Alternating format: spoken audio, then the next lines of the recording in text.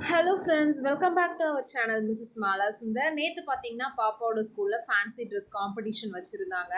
பாப்பாவுக்கு பாத்தீங்கன்னா Saraswati Devi makeup look தான் வந்து கிரியேட் பண்ணியிருந்தேன். அது எப்படி பண்ணியிருந்தேன் அப்படிங்கிறத இந்த வீடியோல டீட்டெயிலாக காமிக்கிறேன்.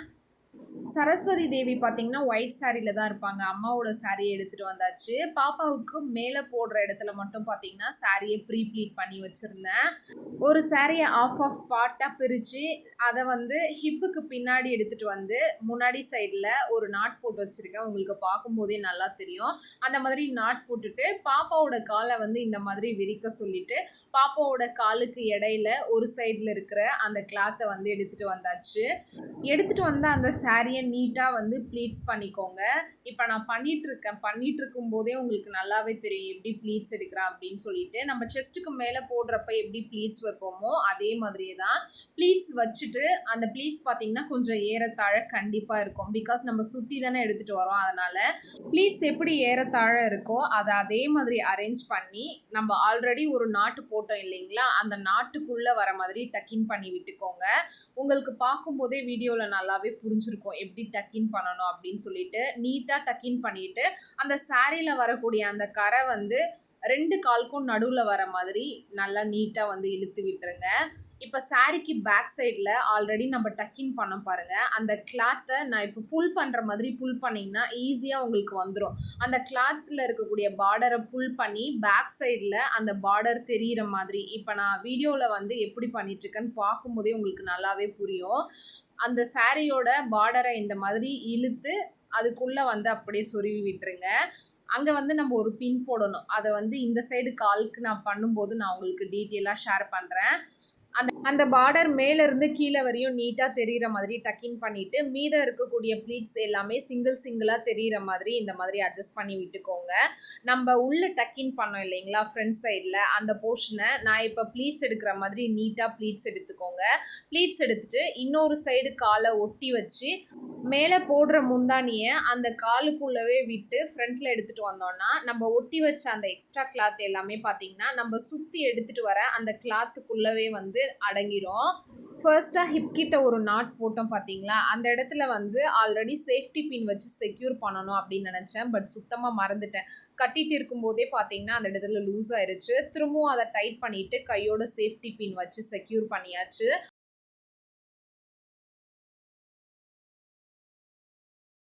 சேஃப்டி பின் வச்சு செக்யூர் பண்ண பிறகு இந்த சைடு ஹிப் போர்ஷனில் வரக்கூடிய அந்த பார்டரையுமே பார்த்தீங்கன்னா விசிபிளாக தெரிகிற மாதிரி எந்த ஒரு ரிங்கிள்ஸும் இல்லாமல் நீட்டாக பண்ணி விட்டுக்கிறேன். இப்போ காலுக்குள்ளே நுழைச்சி எடுத்துகிட்டு வந்த அந்த ஃப்ரண்ட்டில் போடக்கூடிய இந்த பார்ட்டை பார்த்தீங்கன்னா ஷோல்டரில் ப்ளேஸ் பண்ணி சேஃப்டி பின் போட்டுடலாம். பாப்பாவோட ரைட் ஹேண்ட் சைடில் இருக்கக்கூடிய சாரீ எல்லாமே பார்த்தீங்கன்னா டபுளாக தான் இருக்கும். லெஃப்ட் ஹேண்ட் சைடில் இருக்கக்கூடியது எல்லாமே பார்த்தீங்கன்னா சிங்கிளான கிளாத்தாக இருக்கும். இதை ஃபஸ்ட்டே வந்து நான் உங்களுக்கு வியர் பண்ணுறதுக்கு முன்னாடியே காமிச்சிருக்கணும் எப்படி வந்து நான் சேஃப்டி பின் குத்திருக்கேன் அப்படின்னு சொல்லிட்டு. பட்டு டைம் ஆயிரும் அப்படிங்கிற ஒரு தாட் இருந்ததுனால சுத்தமாக அதை ஷோ பண்ணுறதுக்கே மறந்துட்டேன். பாப்பாவோட ஷோல்டரில் சேஃப்டி பின் வச்சு செக்யூர் பண்ண பிறகு அந்த பார்டர் பாருங்கள் நல்லாவே தெரியும். ஆல்ரெடி நம்ம இந்த லெஃப்ட் ஹேண்ட் சைடில் இருக்கக்கூடிய பார்டரை வந்து நீட்டாக டக்கின் பண்ணி வச்சுருப்போம். அதுக்கு மேலேயே பார்த்தீங்கன்னா இப்போ பாப்பாவோட ஷோல்டரில் போட்ட அந்த பார்டரையும் எடுத்துகிட்டு வந்து நீட்டாக உள்ளே வந்து ஒரு டக்கின் பண்ணிவிட்டு அந்த இடத்துல உள் சைடில் சேஃப்டி பின் வச்சு செக்யூர் பண்ணிக்கோங்க. பாப்பாவுக்கு ஃப்ரண்ட்டில் வரக்கூடிய இந்த போர்ஷனை ஆல்ரெடி ப்ரீ ப்ளீட் பண்ணி வச்சதுனால கட்டின பிறகு பார்க்குறதுக்கே நீட்டான ஒரு லுக் இருந்தது. பட் இந்த சாரியை ஒன்லி ஃப்ரண்ட்டுக்கு மட்டும் ப்ரீ ப்ளீட் பண்ணுறதுக்கே 1/2 ஹவருக்கு மேலே ஆயிடுச்சு. என்னோடய சாரியெல்லாம் பார்த்தீங்கன்னா வித்தின் 10 மினிட்ஸ்க்குள்ளவே ப்ரீ ப்ளீட் பண்ணிடுவேன். பட் இதை வந்து மேலே போர்ஷன் மட்டும் ப்ரீ ப்ளீட் பண்ணுறதுக்கு 1/2 ஹவருக்கு மேலே ஆயிடுச்சு. ஒட்டியானம் வச்சுட்டு அதுக்கப்புறம் அந்த ப்ரீ ப்ளீட்ஸ் பண்ணோம் இல்லைங்களா, அந்த ப்ளீட்ஸை அப்படியே பேக் சைட்லேயும் அழகாக அட்ஜஸ்ட் பண்ணி விட்டாச்சு. சாரியை கட்டி முடிச்சாச்சு. ஃபுல்லாக க்ளோஸ்அப்பில் காமிக்கிறேன் பாருங்கள் எந்த அளவுக்கு நீட்டாக ஒரு ஃபினிஷிங் வந்திருக்குன்னு சொல்லிட்டு. ஃப்ரண்ட்டில் 2 பார்டரும் 2 காலுக்கு நடுவில் கரெக்டாக வரணும். அதே மாதிரி பேக் சைட்லேயும் பார்த்தீங்கன்னா இந்த பார்டர் வந்து கரெக்டாக அந்த பட்டக்கு நடுவில் வந்து வரணும். ஃப்ரண்ட் அண்ட் பேக் லுக் வந்து கண்டிப்பாக இந்த மாதிரி தான் இருக்கணும். அப்போ தான் பார்க்குறதுக்கு நீட்டான ஒரு லுக் கிடைக்கும். அதே மாதிரி பாப்பா கிட்ட சாரீ ப்ளஸ் பட்டுப்பாவோட சட்டை ரெண்டுமே பார்த்தீங்கன்னா இருக்குது. அந்த ப்ளவுஸே வந்து இதுக்கு மேட்ச் ஆயிரும் அப்படின்னு நினச்சேன். பட் போய் பார்க்கும்போது தான் தெரியுது அது எதுவுமே இதுக்கு மேட்ச் ஆகாது அப்படின்னு சொல்லிட்டு, நானும் பாப்பாவும் ஒரே மாதிரி வந்து ட்ரெஸ் வியர் பண்ணலாம் அப்படின்னு சொல்லிட்டு ஒரு சாரியை வந்து மேக்ஸியை கன்வெர்ட் பண்ணோம் 2 பேருமே. அந்த ஃப்ராக் தான் பார்த்தீங்கன்னா இந்த சாரியோட ஆப்டாக மேட்ச் ஆச்சு. ஆல்ரெடி வீடியோவோட ஸ்டார்டிங்லேயே பார்த்துருப்பீங்க, பாப்பாவுக்கு அந்த ஃப்ராக்குக்கு மேலே தான் இந்த சாரியை வந்து வியர் பண்ணியிருக்கேனே. உள்ள ஃப்ராக் இருந்தாலுமே கூட, நிறைய கிளாத்ஸ் உள்ளே இருந்தாலுமே கூட, இது வந்து அப்படியே ரொம்ப ஆக்வர்டாக குண்டா அந்த மாதிரிலாம் காட்டாமல் நீட்டான ஒரு லுக் வந்து வந்துருச்சு. பாப்பாவுக்கு முடியுமே பார்த்தீங்கன்னா கிடையாது, பார்க்கும்போதே தெரிஞ்சிருக்கும். என்கிட்ட இருந்த 2 ஹேர் எக்ஸ்டென்ஷனை வச்சு தலைக்கு நடுவில் அந்த ஹேர் எக்ஸ்டென்ஷனை எடுத்துகிட்டு வந்து தலை ஃபுல்லாக பரவுற மாதிரி குஷி கிளிப் வச்சு செக்யூர் பண்ணியாச்சு. அதே மாதிரி ஹேர் எக்ஸ்டென்ஷன் வைக்கிறதுக்கு முன்னாடியே ஜுவல்ஸ் வந்து போட்டுருங்க.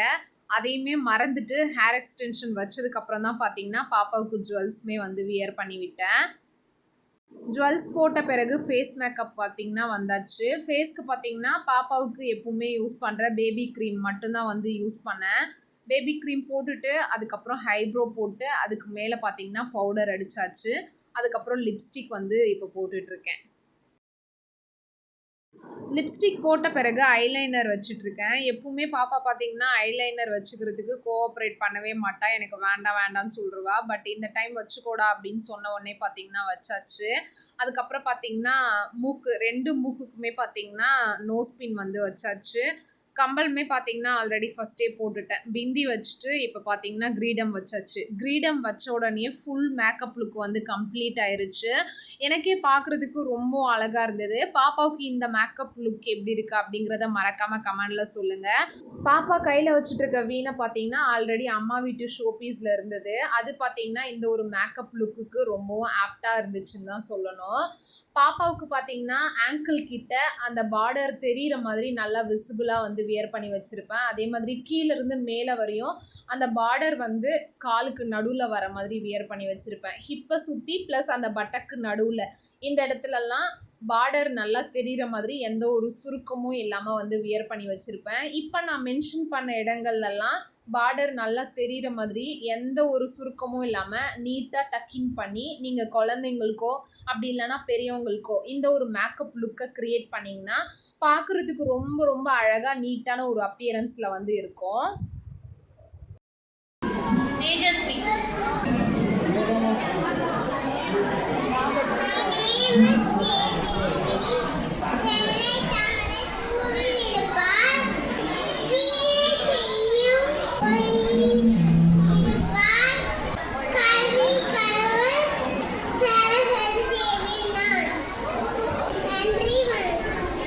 பாப்பாவோட இந்த ஒரு மேக்கப் லுக் பாப்பாவோட ஸ்கூலில் நிறைய பேருக்கு பிடிச்சிருந்தது. முக்கியமாக அவங்க பிரின்ஸிபல் மேமெல்லாம் என்னை கூப்பிட்டு நீங்களே ரெடி பண்ணிங்களா அப்படின்னு கேட்டாங்க. ஆமாம் மேம் அப்படின்னு சொன்னேன்.